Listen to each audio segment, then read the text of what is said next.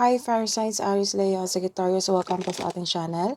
At ito ang inyong daily gabay tarot reading for August 29, 2023. Please be reminded that this is general reading po, so maaari kayong makarelate o hindi. Just take what resonates. Gamitin ang reading na ito bilang gabay lamang. Balik po kayo dito bukas para sa ating daily gabay tarot reading for August 30, 2023.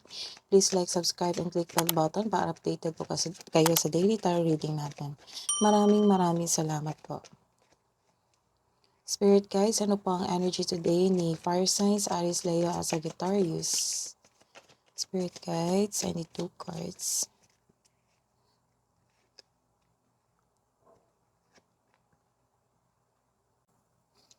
Nagkaroon ng endings at new beginning. Pagtatapos sa isang mapait na sinapit, nagaganap ang pagbabago kung ikaw mismo ay tanggap ang pagtatapos na ito. Ang pagsuko na ito ay lumilikha ng isang pakiramdam ng kapayapaan at pasasalamat.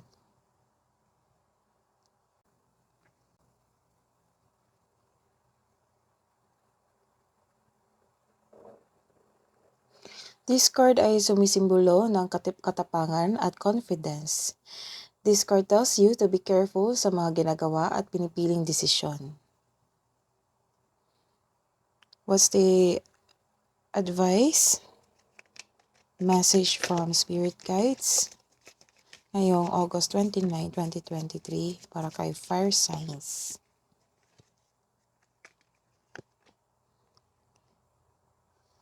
You are unique. Be yourself. Everyone else is taken. Do not be frustrated. Let go and feel peaceful. Let's see your career and money. For Fire Signs po, Spirit Guides, I need 2 cards po para kay Fire Signs ngayong August 29, 2023.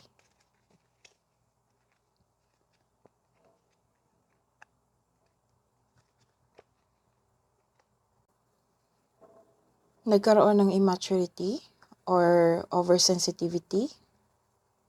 May kakilala kang selfish. Mag-ingat din sa sasabihin mo ngayon sa isang tao, baka kasi nagkataon na masaktan siya dahil sa pagkakasensitibo nito. May immature dito na tao na may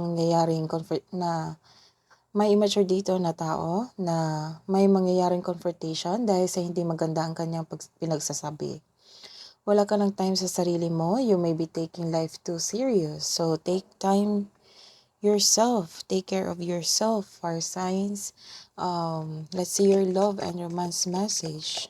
Spirit Guides, masahe niyo po para kay Fire Signs.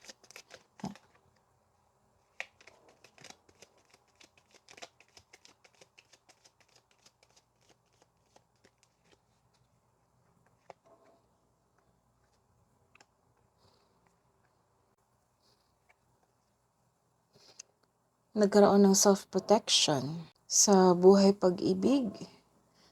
Ayaw mo masaktan, kaya defensive ka o guarded. Ayaw mo munang magkaroon ng relasyon. Para sa mga may relasyon, umiwas ka ng away o confrontation para hindi ka o kayo masaktan, kumbaga nililimitahan mo ang sarili mo. This card asks you to try release your fears of opening up to love.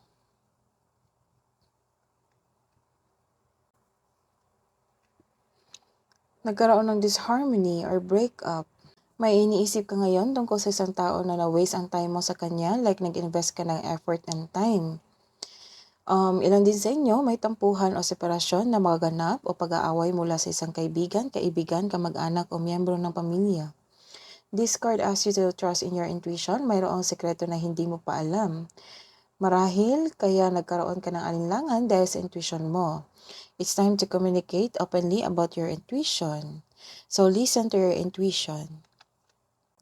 What is the love advice for Fire Signs? Aries, Leo, and Sagittarius. Power, you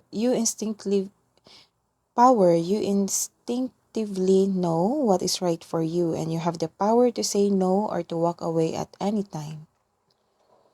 Ano pa po ang message for Fire Signs?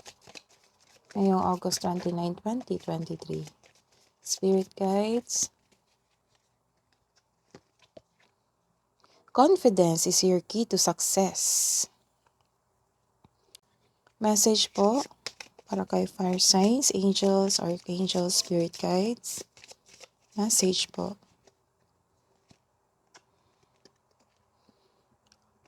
Message from Archangel Botialel. Be interdependent. Expand your horizons. That is your reading today, fire signs. Balik po kayo dito bukas para sa reading natin sa August 30. Please like, subscribe, and click bell button for notification para updated po kayo sa daily tarot reading natin. Maraming salamat po.